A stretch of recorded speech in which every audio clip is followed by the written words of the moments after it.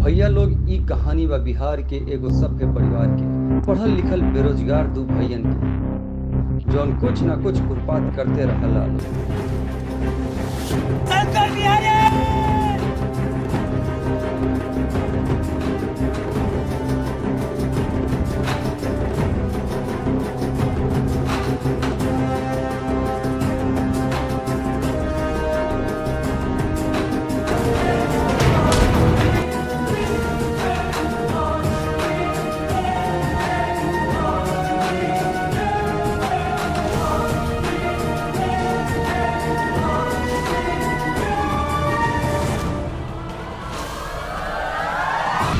दोनों प्यार मोहब्बत के नाम पे कोसों दूर रहते हैं।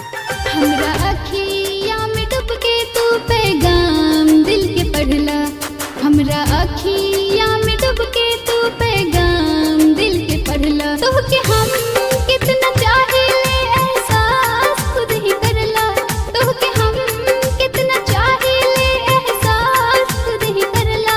सफेद कोट में काला भेड़िया पगला गई बेटा। जब पुलिस और पब्लिक साथ हो जाए तो अपराधी खुद के खुद भाग जाए।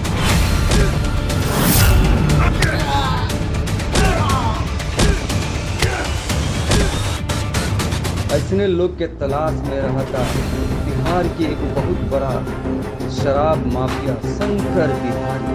अरे ये शराब भी खाती, ये शंकर बिहारी के दरवाजा हमेशा खाती।